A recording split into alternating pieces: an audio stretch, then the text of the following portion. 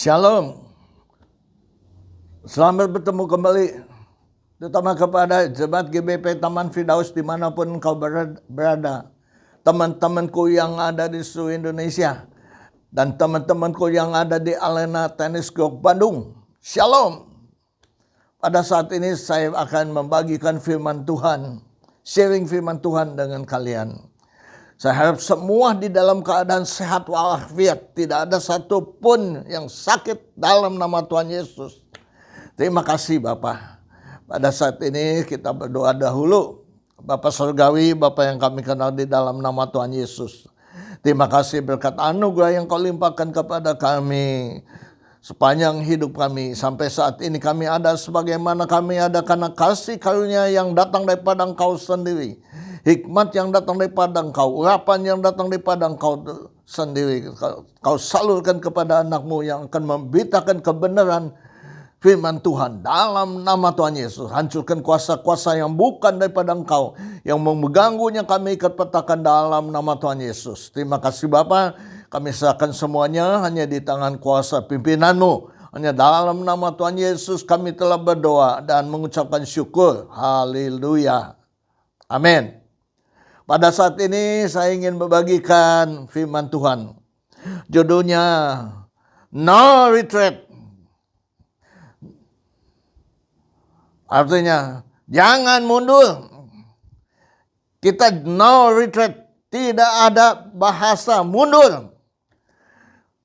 Sekali Tuhan, kita tetap Tuhan. Dan setia kepada Tuhan. Sekarang dan untuk selama-lamanya.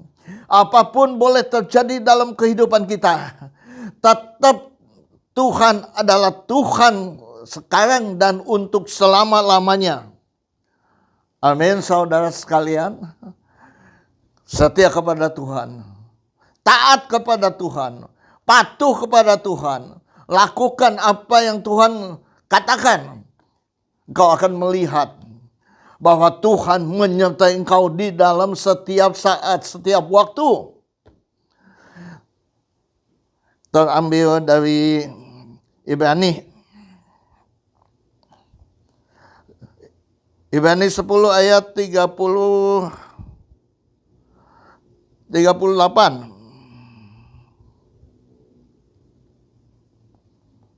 Saya akan bacakan mengenai ayat firman Tuhan. Tetapi orangku yang benar akan hidup oleh iman.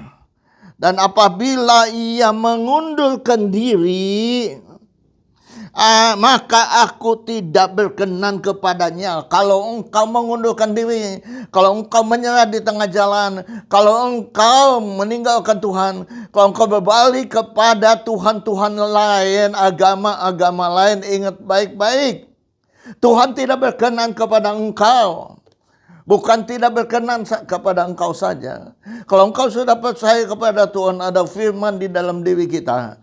Tetapi waktu kita meninggalkan firman itu tidak ada dalam diri kita, berarti kita kosong. Iblis waktu itu meninggalkan kita karena ada firman Tuhan dalam diri kita.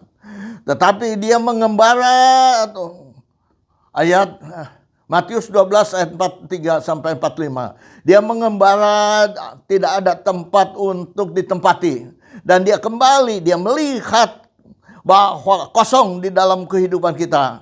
Dia masuk, bahkan dia mengajak teman-temannya, 7 roh jahat masuk di dalam diri kita. Bukan kita tambah baik, tambah jahat, tambah jahat, tambah jahat. Maka ingat baik-baik ayat firman Tuhan ini. Tetapi orangku yang benar. Bagaimana orangku yang benar? Yang benar itu satu adalah satu, bukan satu adalah dua, satu adalah tiga. Orang benar itu gampang enggak? Tidak gampang saudara untuk melakukan kebenaran. Apalagi kita di dalam bisnis Tuhan. Pasti kita ingin untung. Pasti kita ngebohong itu sudah biasa. Karena orang-orang semua ingin untung. Berapa modalnya ini? Aduh, ini modalnya 15.000. Saya untung cuma 1.000, jual 16.000. Padahal modalnya cuma 10.000. Bayangin aja. Timbangan-timbangan saudara. sekilo. Ternyata diisinya kalau kita pulang ke rumah, kita timbang hanya 8 ons.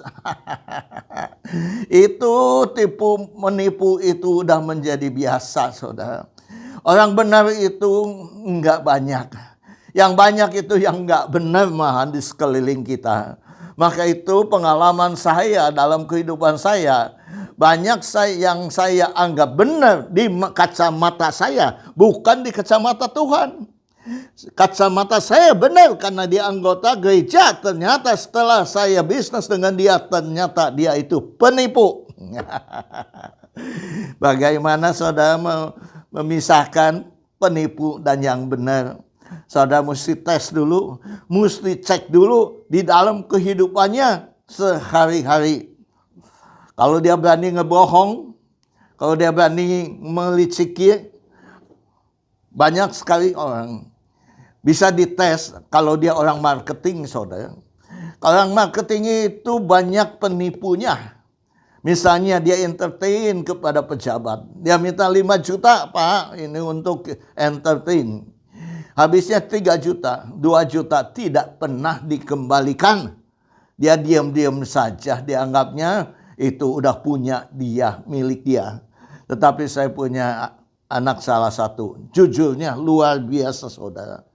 Walaupun untuk entertain, kalau habisnya 3 juta, dia bilang ini 3 juta dan kembalikan 2 juta. Itu namanya orang benar. Kalau yang tadi namanya orang fasik, kalau kita baca di Mazmur 1:1-3, bagaimana orang fasik. Jangan bergaul dengan orang fasik. Ingat baik-baik. Jangan berdiri dengan orang fasik. Jangan duduk dengan orang fasik. Jadi jangan berkumpul dengan mereka. Kenal boleh, tapi untuk hidup sehari-hari jangan dengan mereka. Karena bisa tertular ketidakbenaran. Kita yang benar bisa ketularan ketidakbenaran. Banyak contoh-contoh, saudara, yang ada di Alkitab. Orang yang tidak benar, yang mengundurkan diri. Saul mengundurkan diri, Simpson mengundurkan diri. Bayangkan aja. Yudas mengundurkan diri, saudara. Murid-murid Yesus juga mendengarkan perkataan Yesus sendiri. Kata Yesus, makanlah roti ini, yaitu dagingku. Kau makan dagingku, kau minum darahku, engkau akan memperoleh hidup yang kekal. Bingung enggak? Murid-muridnya bingung. Karena bingungnya dia meninggalkan Tuhan Yesus Kristus. Bayangkan aja. Jadi zaman ini banyak kesulitan-kesulitan mereka meninggalkan Tuhan Yesus. Maka di sini dikatakan, tetapi orangku yang benar itu lurus apa adanya. Satu adalah satu. Apa yang ada di dalam hati itu keluar dari mulut. Itu orang benar. Tapi orang fasik melakukan kejahatan, kesalahan, penipuan dan lain-lain. Ada satu nabi, Nabi Elisa. 2 Raja-Raja 5. Nabi Elisa itu kedatangan pasukan Naaman, Jenderal Naaman datang untuk berobat ke Israel. Sampai di situ katanya mandilah di Sungai Yordan 7 kali. Dia bilang enak aja. Keluar pun tidak. Malahan aku mandi di sungai yang kotor ini. Di negaraku banyak juga air yang lebih bersih. Kata pembantunya, kata bawahannya mengatakan, ini cuman mandi. Kalau disuruh pun yang lebih sulit pun kita akan lakukan. Kenapa tidak ditaati saja? Dan ditaati mandi 7 kali dan sembuh. Setelah sembuh dia memberikan hadiah kepada Elisa. Dan Elisa menolak hadiah. Katakan bukan dia yang menyembuhkannya, tetapi Tuhan sendiri yang menyembuhkannya. Setelah itu orang-orang Naaman berangkat pulang. Ternyata pelayannya, pembantunya Elisa, namanya Gehasi, lari dan bilang, yang tadi yang akan dikasihkan, berikan kepadaku, Tuanku akan menerimanya, dia berikanlah kepada dia. Tuannya menanyakan Elisa, nanyakan, kamu dari mana? Tidak, saya tidak kemana-mana. Akhirnya dia dikutuk, kena kusta. Inilah orang fasik, orang licik, orang nggak benar, penipu, korupsi. Yang sekarang lagi ramai-ramainya korupsi. Itu orang fasik semuanya, saudara. Sulit menjadi orang benar itu sulit, nggak gampang. Berjuang untuk benar. Saya dengar ada satu orang kerja di pemerintahan. Orangnya baik, jujur, saudara. Di antara mereka itu dia jujur. Malahan dia difitnah, mencuri barang, hilang. Ternyata dia benar, tetapi dikerjain oleh teman-temannya, akhirnya dipecat. Orang benar dipecat. Tapi puji Tuhan, bukan dia jadi tidak punya pekerjaan. Dia mendapatkan pekerjaan lagi yang lebih baik. Dan gajinya berlipat kali ganda. Itulah Tuhan kita yang luar biasa. Harus benar, saudara. Dalam kehidupan kita harus lurus-lurus saja. Jangan sampai kita seperti orang fasik. Keduanya, tetapi orangku yang benar akan hidup oleh iman. Hidup oleh iman, saudara. Kita percaya kepada Tuhan, kita tidak melihat kejadiannya, bagaimana Tuhan mati, bagaimana Tuhan bangkit. Kita tidak melihat, tetapi kita percaya. Karena Ibrani 11 ayat 1 mengatakan dasarnya iman. Apa yang kita kehendaki, tapi kita belum mendapatkannya. Dan kita percaya kita akan mendapatkannya. Itulah iman. Iman itu belum kelihatan, saudara. Kalau kita kelihatan itu bukan iman, saudara. Abraham. Di Kejadian 15 ayat 6. Allah membawa Abraham keluar melihat bintang-bintang di langit dan pasir-pasir di laut. Dia katakan bagaimana? Nanti anak cucu kamu seperti itu. Dia percaya. Percaya ini disebut adalah kebenaran. Yohanes 8 ayat 32 mengatakan kebenaran itu akan memerdekakan dia. Memerdekakan dari dosa karena iman percaya. Iman datangnya dari pendengaran. Roma 10 ayat 17. Iman datang dari pendengaran. Pendengaran akan firman Tuhan. Jadi firman Tuhan perlu kita baca setiap hari, perlu kita baca. Perlu kita baca, karena ini pendengaran, berarti bacanya harus bersuara, saudara. Iman datangnya dari pendengaran. Kalau kita dengar khotbah-khotbah itu juga membangkitkan iman kita, iman percaya kita. Roma 1 ayat 17 mengatakan, sebab di dalamnya nyata kebenaran Allah. Dalam iman itu ada kebenaran Allah yang bertolak dari iman dan memimpin kepada iman. Seperti tertulis, orang benar akan hidup oleh iman. Orang benar akan hidup oleh iman. Saudara, jadi penting sekali iman. Penting sekali, saudara, dalam kehidupan kita. Apakah iman itu sudah cukup begitu saja, saudara? Tidak gampang, tidak mudah. Kalau kita ingin serupa, segambar dengan Allah, tidak mudah. Jadi iman itu harus bukan statis. Dia harus maju, meningkat. Seperti disebutkan 2 Petrus 1 ayat 5 dan 8 sampai 8. Justru karena itu kamu harus dengan sungguh-sungguh berusaha menambahkan kepada imanmu kebajikan. Nomor 1. Iman ditingkatkan kebajikan, saudara. Ditingkatkan jadi kebajikan. Kebajikan itu apa, saudara? Kebaikan, akhlak yang baik, moral yang baik, karakter yang baik. Itu namanya kebajikan. Jadi nggak cukup beriman saja. Melakukan kebaikan. Melakukan bantuan kepada orang-orang yang membutuhkan bantuan. Sifat, tindak tanduk, kelakuan kita Itu mencerminkan kita sendiri. Orang mengatakan, kamu agamanya apa? Lebih baik nggak usah kita tanya, kamu agamanya apa? Kelakuan kamu itulah agamamu. Kelakuanmu itu penipu, pembohong, korupsi, dan lain-lain. Itulah agamamu. Jadi kita nggak perlu menyebut agama kita yang terbaik. Kelakuan kita, sifat, tindak tanduk kita itu adalah agama kita masing-masing. Perlu nggak ditingkatkan kesalehan.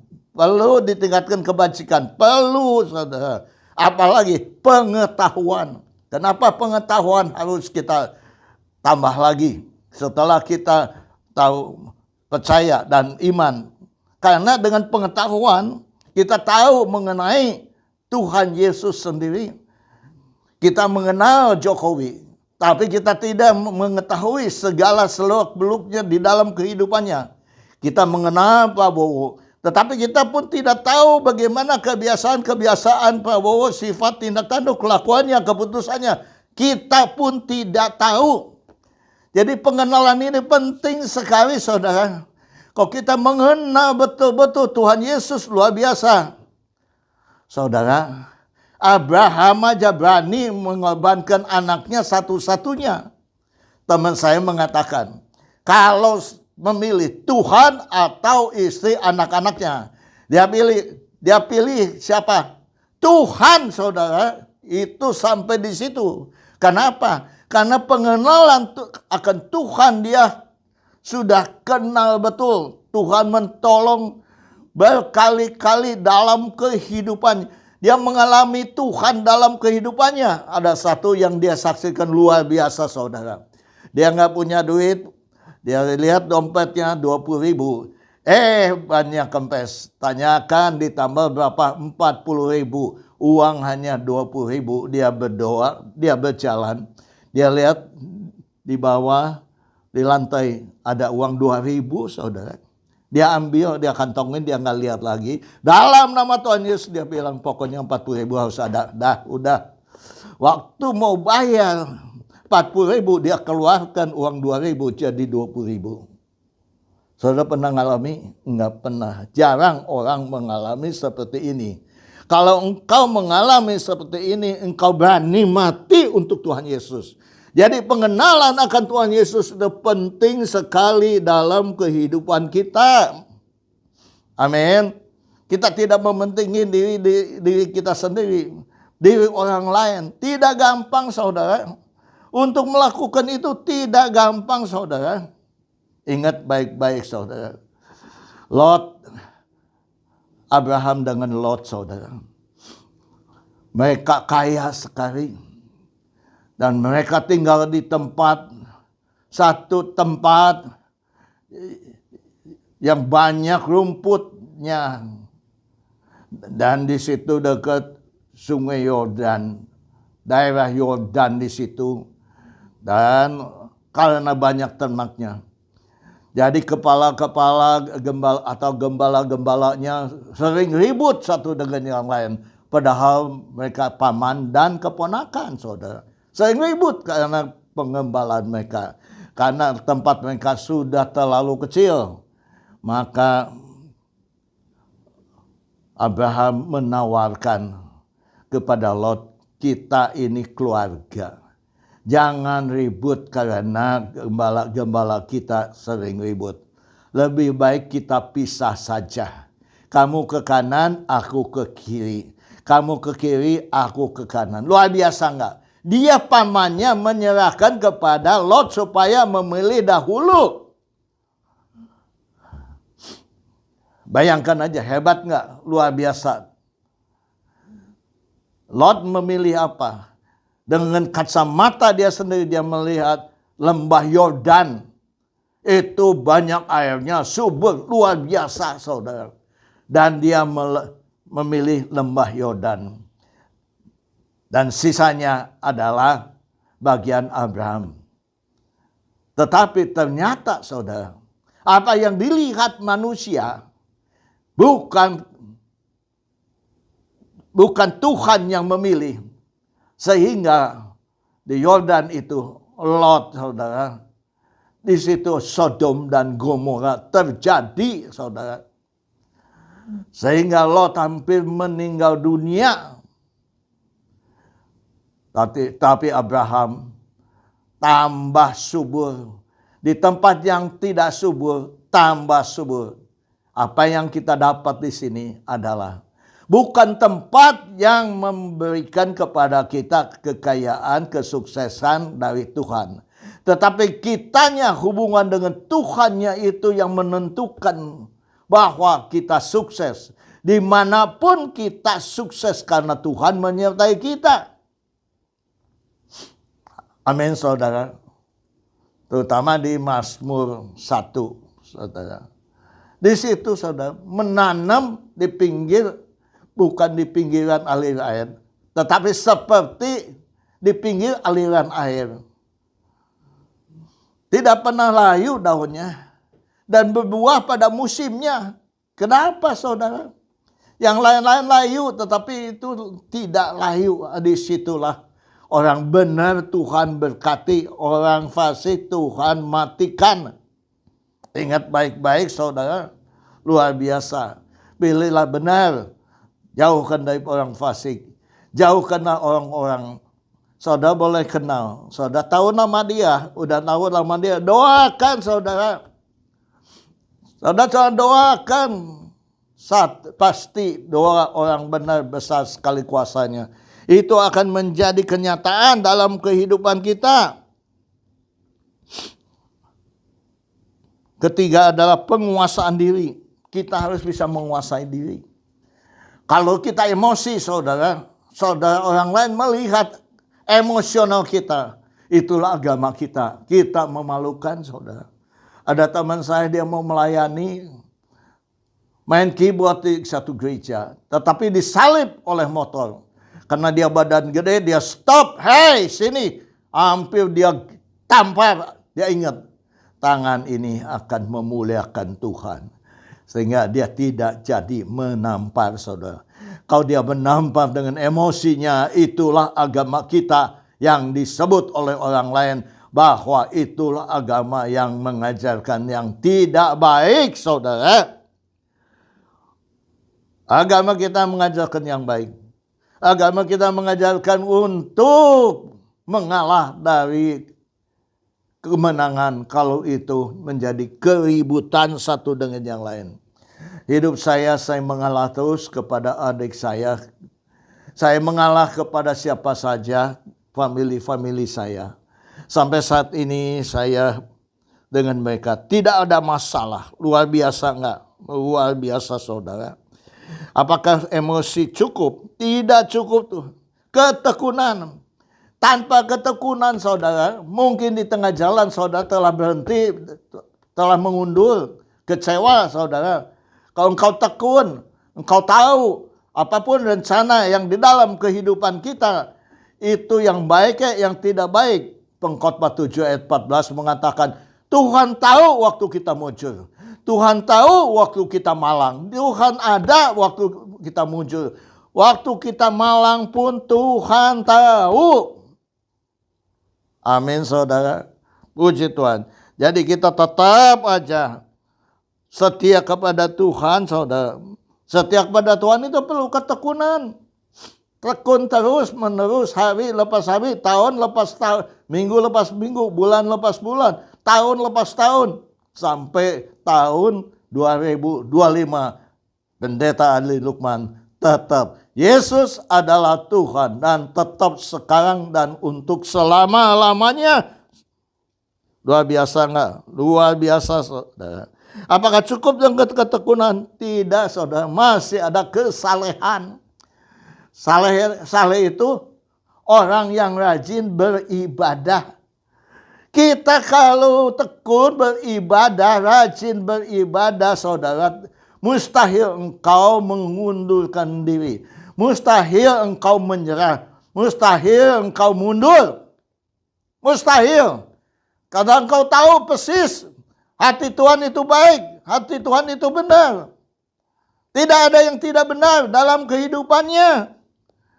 Maka itu kita tidak mungkin bisa mundur, saudara. Ya, Amin, saudara.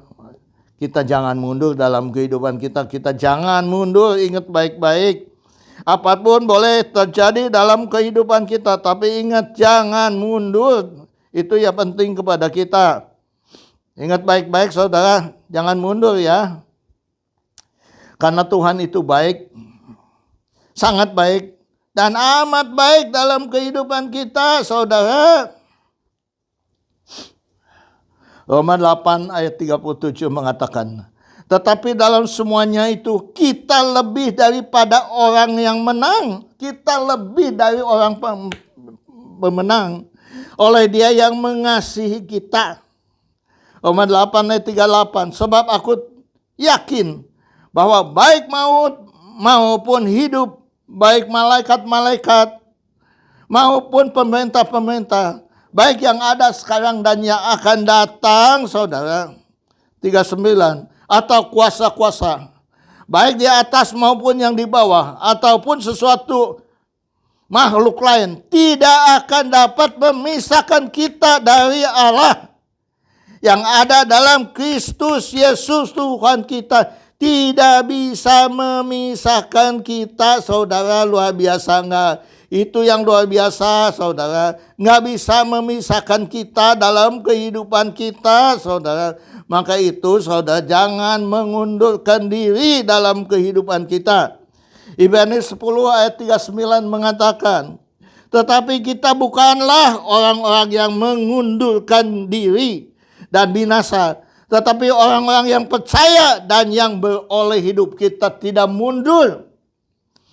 Kita tidak mundur.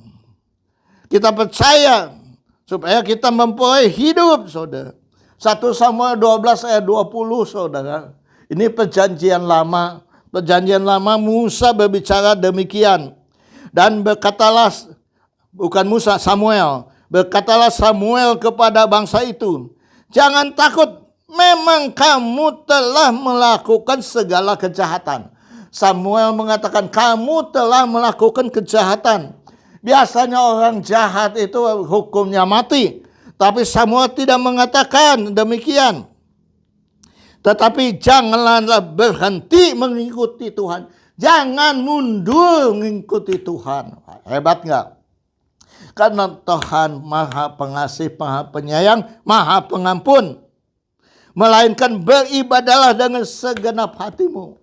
Jadi bukan menjauh dari Tuhan setelah kita melakukan kejahatan, kesalahan, dosa. Bukan menjauh dari Tuhan, tetapi mendekat kepada Tuhan sampai melekat dengan Tuhan. Sehingga di mana Tuhan berada, kita berada. Sehingga kita tidak melakukan kejahatan lagi, kita tidak melakukan kesalahan lagi, kita tidak melakukan dosa lagi. Ingat baik-baik. Penderitaan tidak bisa memisahkan kita. Kesengsaraan tidak bisa memisahkan kita. Apapun permasalahan kita tidak bisa memisahkan dari kasih Tuhan kepada kita. Ingat baik-baik. Roh yang lebih besar ada di dalam diri kita. Yesus adalah penguasa langit dan bumi. Berserulah kepada Yesus. Berseru kepada Roh Kudus. Dia akan turun tangan membantu engkau keluar dari kesengsaraan, kemiskinan, masalah, tantangan, pergumulan, sakit, penyakit. Apapun juga Tuhan akan jawab kepada orang yang benar, beriman, dan sampai imannya bisa menjadi kasih kepada sesama dan kasih kepada orang lain yang dipraktekkan dalam kehidupan kita. Luar biasa, saudara. Maka itu, sekali Tuhan adalah Tuhan. Setialah kepada Tuhan untuk sekarang dan untuk selama-lamanya. Setialah, setia sampai mati. Seperti Tuhan Yesus, setia sampai mati. Apa jawabanmu dengan kasih setianya? Setialah, setia sampai mati. Setialah, setia sampai mati. seperti Tuhan Yesus, setia sampai mati. Apa jawabanmu dengan kasih setianya? Setia-setialah, setia sampai mati. Puji Tuhan. Amin. Tuhan memberkati.